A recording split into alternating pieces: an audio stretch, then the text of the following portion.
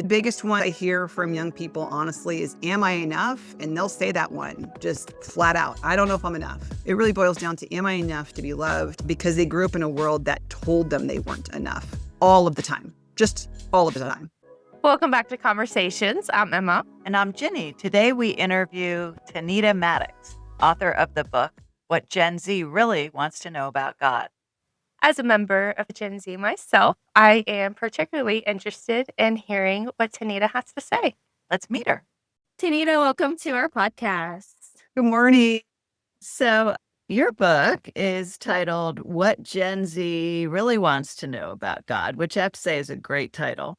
Tell us your background and how you got interested in this. I have to tell you, all the Gen Zers in my life have been trolling me. Like, they've been like, oh, really, Tanita? What do I want to know? Oh, God, they're giving me a hard time because they know we talk about all these things, right? And they know that some of their stories are in this book, which is really, really fun. So I have been doing youth ministry through the Ministry of Young Life since 1998. So I have been in the world of adolescence since I was an adolescent. And as the generation shifted from millennials to Gen Zers, I didn't know that was happening. All I knew was the things I had done before that worked were not working anymore.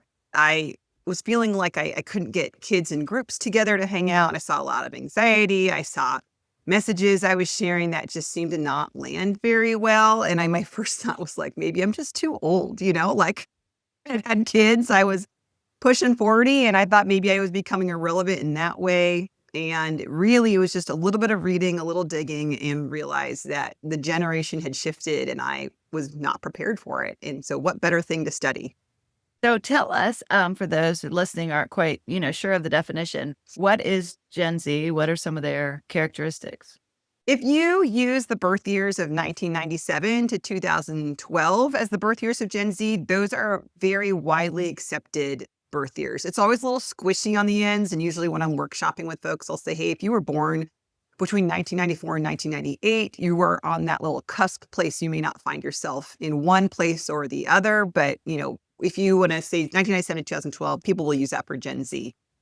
They are digital natives is the term because they have access to smart, interactive technology from a young age. That smartphones were very much present for this generation as they grew up. This generation has also been studied highly by mental health experts because we saw pretty significant increases in depression, loneliness, suicide ideation, suicidal attempts, and suicides, as well as anxiety, depression, suicide, self-harm, loneliness. All these things kind of really ramped up and started to populate higher numbers when Gen Z arrived. They are the first global generation, which is really cool, like that they actually are globally connected. And so it's created a global culture of Gen Z that is around the world very, very similar. And it's a terminology that's used across the world.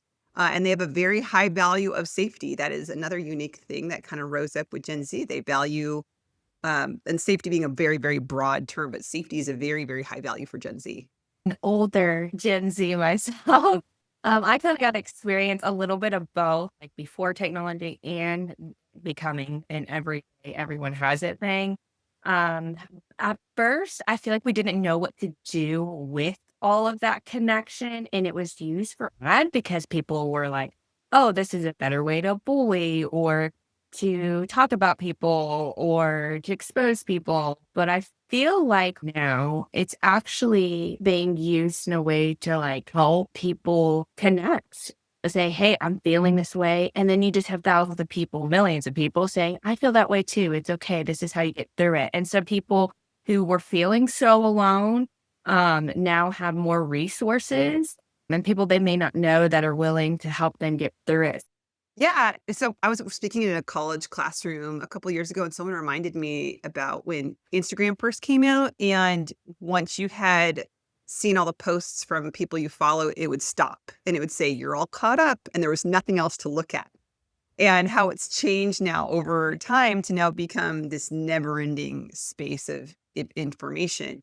And I also read an article on the impact of smartphones on rural Swedish students, and saying that it was exposing young people to options and opportunities that were outside of their rural, farming community in Sweden, so they could see all these options. So yeah, it comes with the good and bad, right? Like there's now more options to see where I can gain help. And then there's more voices and more options to do the other thing, to say, hey, here's actually how you can hurt yourself. And here's all the things you can do that move us in those directions. So it is not necessarily that technologies are good or bad, but are we actually spending time to teach our young people to use it in ways that are helpful, to steward it, instead of kind of leaving them to like navigate this world by themselves? Turning to the faith aspect with this generation, you've worked in youth ministry. What do you see as, where they are? We hear about kids leaving church earlier and earlier, but we also hear that there's sort of a revival, young people going back to church, especially young men. So what's your thoughts, experience with that?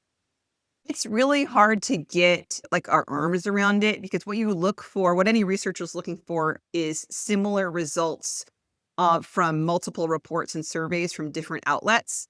And we're just too soon in 2025. There's been a very small data collection to figure out what's really happening across the world or across the US, because the Pew Research Religious Landscape of the United States report that came out in the spring said, hey, decline has flattened out as far as, Christianity in the United States, except for, and people don't mention this part, except for Gen Z. It's still declining. So it just has flattened out. And what they're talking about is the religious middle, not highly religious and not non-religious. The religious middle has stayed the same, but the bookends is really religious is decreasing, not religious is increasing. So that's the part that no one has really been highlighting in their reports. And that report says Gen Z would have to become significantly more religious than it is today in order for that flattening to stay and not for it to drop off again as they get older. But then we have these other reports, right, that came from Barna, from the Quiet Revival, that are reporting these increases in young people being interested in Christianity. And so looking at the questions they're asking, and is it faith? Is it spirituality? Is it belief in a higher power? Is it religious practices? All those things, kind of filtering those through and putting them together. I would say I don't have a great sense of movement right now, because there's been so many contradicting surveys out there. The one piece that is consistent, though, is that males are coming back to church. That's consistent. That's been consistent for at least the last year, is being reported more and more. Women has not. There's been multiple reports of like, are women leaving? Are they just flattening out? It's one of the things that I don't write about very often, because I can't find consistent data to back things up. But the most recent reports are very exciting. The Barna stuff, the Quiet Revival stuff. I'll be so excited to see how it plays out in the next year. Yeah, I feel like for my upbringing, church was almost like a place to go to like socialize. And I feel like now it's almost that part's kind of taken out almost. And Mm. there's so many other things now that people can do or occupy their time. It's no longer, oh, I'll just go just to go. It's like, oh, I'm so busy. How can I fit this into my schedule? I think maybe that has something to do with it, or maybe because now people my age are having kids and they kind of stopped going themselves. They don't necessarily see the need for their family as like tradition. Is it because people can just, listen to it real quick on YouTube and it's just more convenient that way while everyone's eating breakfast? Let's just listen to a sermon. I think like that can be a big part of it, but there's definitely should be more research on it, and not only research, but maybe something that can be changed to bring people together physically again and to church. Yeah, there are and have been a lot of people who've had too many obstacles to get to a church setting. And that was the wonderful part about what our churches really started leaning into in 2020. And since then, is like, hey, we are not reaching people who cannot leave their home, or it's too difficult for them to navigate this space. And that part is wonderful. And then how do we also help people not get stuck? If they're meant to move forward, then how do we help them not hide in those places? It's complicated because, right, everybody is different. Every situation is different. And I don't know if there's a really simple, clean answer to it. So let's talk a little bit about your work. You have stories in your book about individuals that you've worked with or talked to in Gen Z, and you try to figure out what is it they really want to know about God. My husband and I are planting a church. And interestingly enough, we had about half of our congregation be 20 somethings. So that was kind of surprising. But in general, like I have a daughter in her 20s who doesn't go to church, not interested in church. Most of her friends, even though she was raised in a Christian home and school. So is the church just, and you can take this wherever you want to go with it, but not answering their questions? I mean, what are their questions and do we not have answers? I think we just haven't been able to understand what the questions were and why they were being asked, you know? Like I have this example where I had a young woman, she came to my house one day and she asked me, "Do you have anything to drink?" And she started going through all of my cupboards. Now, if I assumed I knew what she was actually asking, I could have given her a wrong answer because the normal response is like, "Yeah, I got water, I got soda, help yourself," you know. What she was really asking was if I had alcohol in my house because she had come from an alcoholic family. What she told me as she was rummaging through the cupboards was she's like, "I just want to know you're going to stay the same while I'm here." So she was actually asking, is there a danger of you drinking alcohol while I'm at this house and for you to be someone different? So you could see how if we don't understand the context of the question, or we assume we know what people are asking because they're using words that are familiar to us, and we give an answer that actually is not what they were looking for. We don't know what the context of the question is, and so we accidentally give answers that are irrelevant, that maybe are bad answers. They're actually the wrong answer to what they were asking, or not connecting it to why it matters in their everyday life.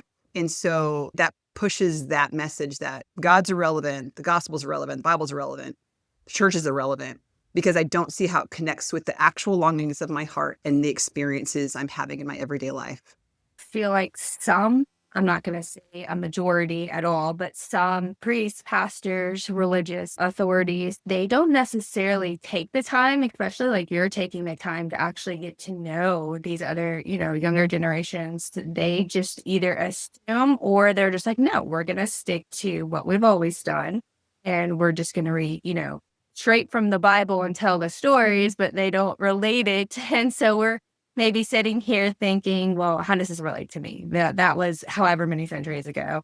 And so I really do feel the importance of like understanding. Yes, we go through the same life right now, but the experience of a person in the newer generations is so different. And so if you sit down and try to understand what our struggles may be related to what the Bible is teaching, then there's more of a connection and it's like, oh, that makes sense. But sometimes you're just kind of sitting there and maybe blanking out or not thinking or thinking of other things in a church setting because it's not relating maybe. You know, when I was working youth ministry in the 90s and early 2000s, you could say something about who Jesus was. Hey, Jesus has time for you. Jesus will listen to you. Jesus knows your name. And the young people in the audience made that connection to, okay, you told me, you gave me a piece of knowledge, and I can connect that to how that impacts me and interpret that in a way. That is not what is happening with Gen Z. So that their question is, so what? You know, the research I came across, there were experts who were like, hey, guess what? Most of our religious education does not focus on the so what part. It just focuses on the information, the doctrine, the theology, a very personal, individual relationship with Jesus, and does not say, and this is how it impacts how you navigate the world around you. Or even worse, we have young people who are hearing things in churches that are contradictory to the world around them. And so that causes a lot of tension also. My take on that, and I could be wrong, it's just the first thing that I guess came to my mind or how I felt. So I think I should share it. Is I feel like maybe we do have more of a voice nowadays. I feel like beforehand, especially like in a parental setting, like your parents say something, you hear them, you listen, you don't question and you move on. And that's kind of how life has just been until now. It's like everybody has the voice to question everything. So now people are asking those maybe harder questions. I love what you're sharing because you're right. I think it was a shock to the system when Gen Zers were the kind of showed up. And then as y'all have gotten older and you're in your 20s and stuff, this idea that there's some kind of like hierarchy of power or hierarchy of demanded respect kind of like went out the window with y'all. And it flattened things out in the best kind of way. So instead of like, I don't get to ask the question, I don't get to say anything, I don't get to challenge anything, I guess I'll just be quiet until, whatever, I've earned my stripes or all those things.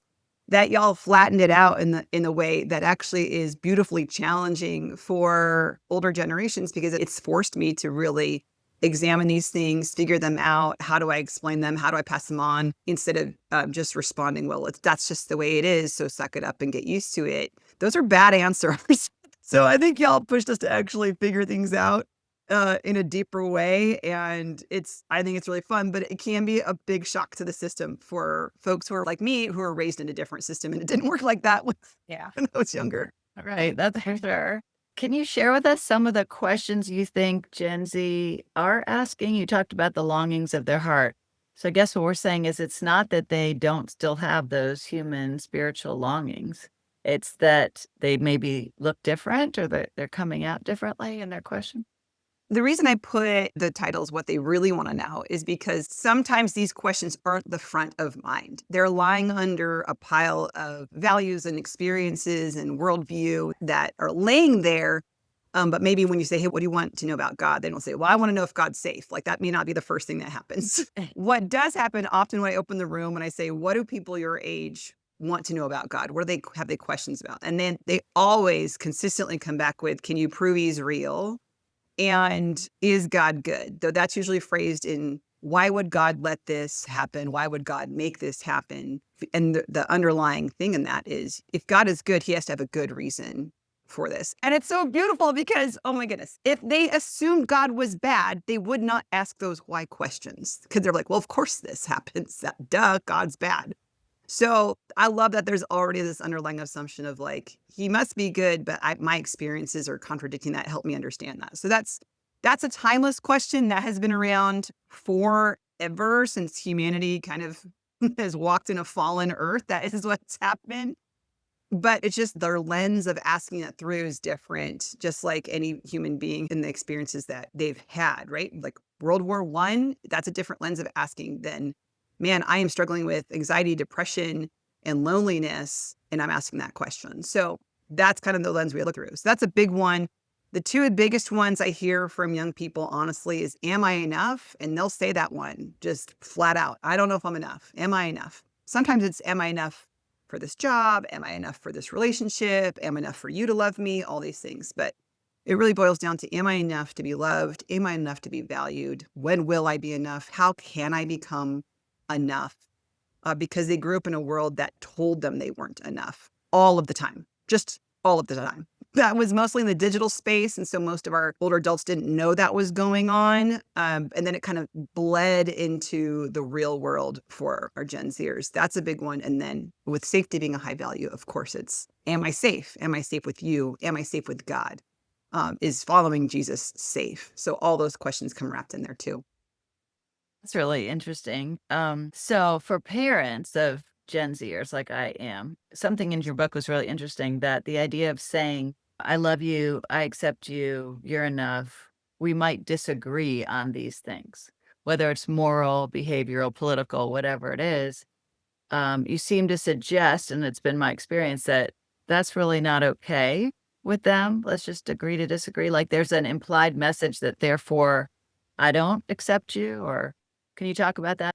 Yeah, the generational culture that Gen Z has grown up that surrounded them really said, hey, acceptance means you agree with me, right? So if you agree with me, you accept me. If you disagree, you don't accept me. And as well as, if you accept me, you will never ask me to change anything about myself or who I am. So often expressed, do you accept me for who I am? As that is a like fixed characteristic, like that I will not move. Like, do you accept me now? Because acceptance is a part of belonging, and belonging is a very, very high value for Gen Z, much more than other generations. And so all those things go together.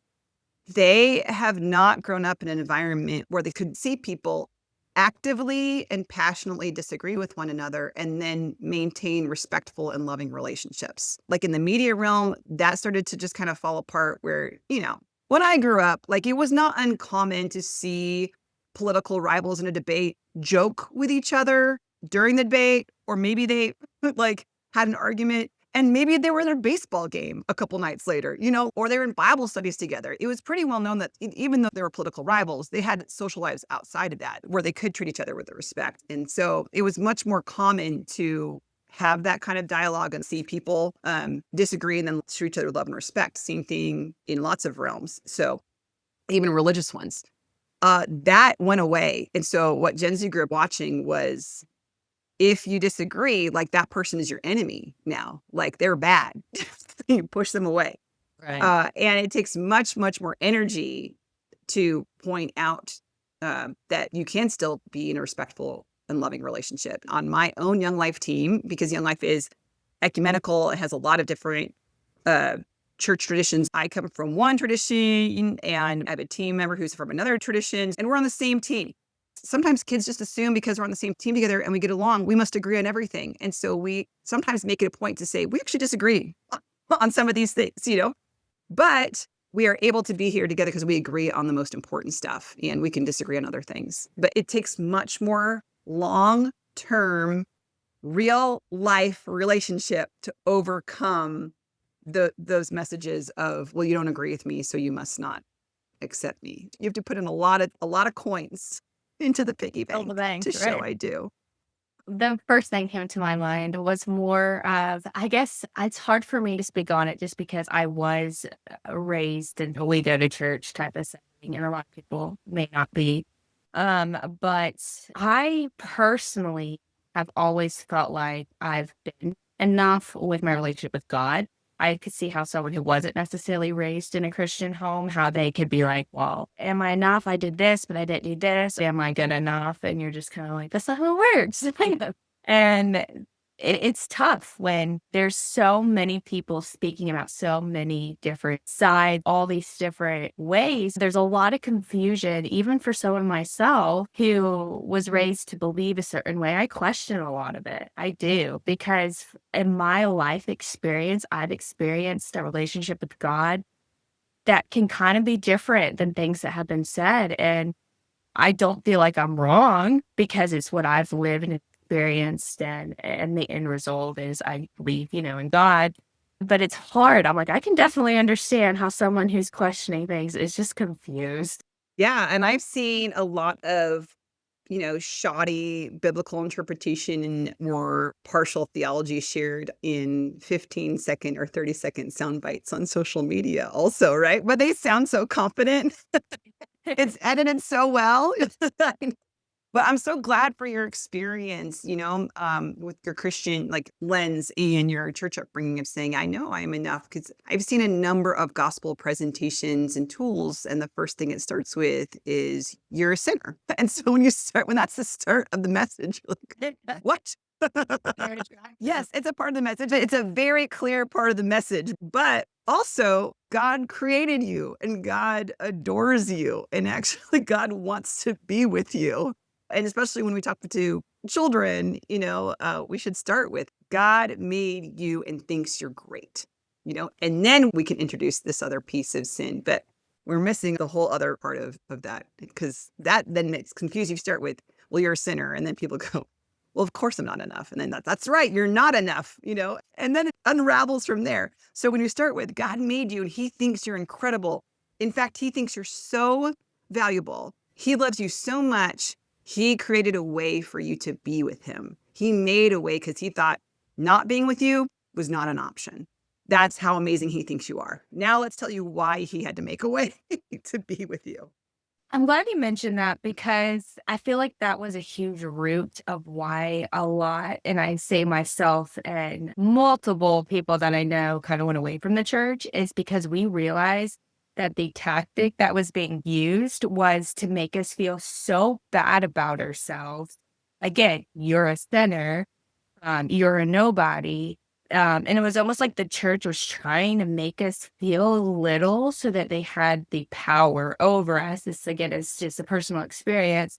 And almost like you have to earn your right, and you get shamed for messing up. And it was like, well, you messed up, so you need to do better, rather than, okay, let's break that down. Let's understand that. And, God will forgive you. And it wasn't soft. Not saying that it has to be, but it was definitely very harsh. And I think almost we were scared. And once we realized that was kind of going on, once we got old enough to realize that, that's when we just said, we don't want to be a part of that. So I think that's kind of where it went wrong. You're centered. We need to make you better. And this is the way to do it. And you're like, wait, that shouldn't be the approach. A lot of young people who struggle with the idea of giving their life to Jesus or becoming a believer or follower of Christ because their first question is, what if I'm not enough? Like, what if I try it and I fail? What if I can't do the things that God's asking me to do?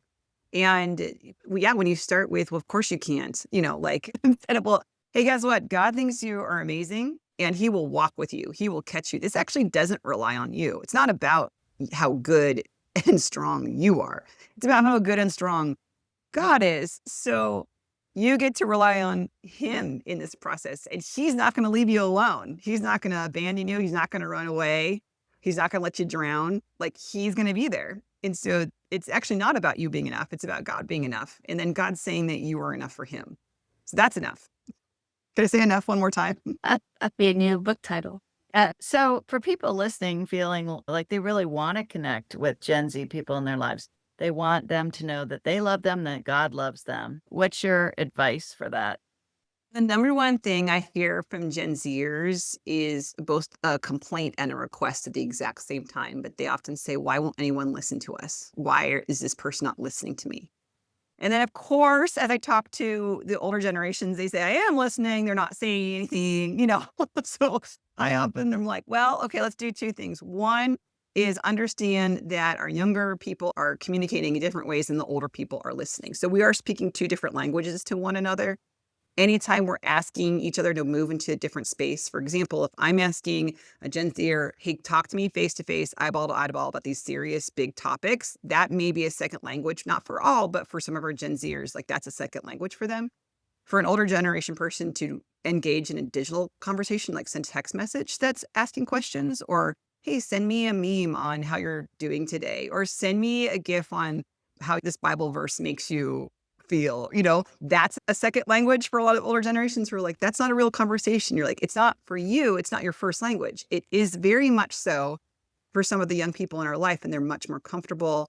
I've heard a lot of Gen Zers say they feel like they can be more honest when they're texting through a screen or sharing through a screen because it's not as exposing as sitting in front of somebody and looking at them in their eyes. For older generations, it was like going on a car ride, so you didn't have to stare at each other. You stared out the windshield while you were having the big conversations because it was too uncomfortable to look eye to eye with them.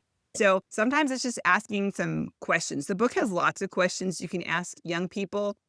I think the most dangerous question you can start with is, how well do you feel like I listen to you? On a scale of 1 to 10, how well do I listen to you? But then you can't argue it. You can't say, but I did this and you did this, because it's not how well you think you listen. This is how well they feel listened to. And those are two different things. Yeah. And I like to give a number, 1 to 10. And then once they give that number, ask them what would move it one number higher. So if you said 5, what would make it a 6? And that will usually highlight the places where we're listening the way that the young person in front of us would like us to listen to them. That can be a challenge for our listeners on the podcast. Pick someone close to you and ask that question. Like a little therapy session. I feel like I should try it. Yeah, that's good to, ask, not question it, and then say what can make it better. And you mentioned this briefly, but I have a friend that does ministry in Washington, D.C. in a blues bar. And he's been embedded in that blues bar, he calls it, for 10 years. And the people trust him now, non-believers, skeptics, atheists, they call him Pastor Al. We've had him on the show. But he said, instead of saying evangelism is, let's go get these people and bring them into our church, it's let's go be where they are and just stay there. Not try to convert them. They're not a project, just be there. So are you saying too with Gen Z that like longer term investment matters to them? Well, long-term investment matters, period. No Gen Zer wants to be a program. They want to be in a relationship. When I had a mentor when I was younger, how many of us had like a little Beth Moore study that we sat with our mentor and we filled out the worksheets? Not that there's anything wrong with studies, but when a Gen Zer is looking for a mentor, that's not what they're looking for. They're not looking for a worksheet in a program. They're looking for someone whose life they can watch and see up close and do a lot of not important things together. So that when the important moments come, they know who they can talk to and go toward. I think that is why the church is really important. It exposes us to people of different ages and different stages of life different experiences so that we can get a picture of what it means to follow God in a lot of different people's lives, not just my own little circle that I'm in. I feel like this topic today, anyone who's listening in can relate, any generation, and it can really be eye-opening. And I hope that people can really take time to think about it and not just hear it. Yeah, I think a lot of the principles you're talking about work for anybody in any relationship, right? But specifically wanting to know and connect with the Gen Z generation. Is there anything you'd like to leave our listeners with, or? One thing I want to both apologize for and encourage. I want to say that I'm sorry that Gen Z grew up under words being spoken over them that were not fair, that they were weak and fragile and self-centered and snowflakes and over-emotional, all these words that were spoken over them for the last 10 years or so. It was unfair. I don't think we knew what was going on. We did not know what was going on. We did not know what Gen Z was facing. We did not know what Gen Z was carrying. And because Gen Z actually is very strong, they made it look easy. And so we were quick to judge and say things that were not fair. I think that Gen Z deserves better. They deserve older generations who speak vision and hope over a generation and who helps them become who they're supposed to be. That each person in Gen Z and the generation itself is designed to reflect the image of God in a different way than other generations were. And so I'm both sorry that that happened and it was unfair, that God has better words of vision and hope over Gen Z. And for any one of our older generations speaking or listening to this, give them words to live into that are vision and hope.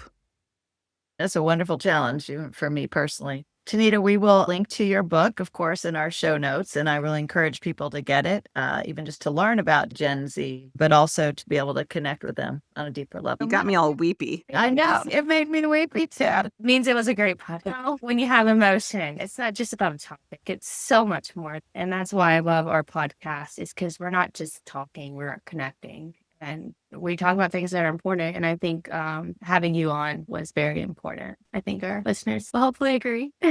For sure. Thanks, y'all. Thank you so much for joining us today. If you enjoyed the show, please subscribe so you don't miss the next episode. Tell others about the podcast. And for more information on today's guest, check out our show notes. Until next time.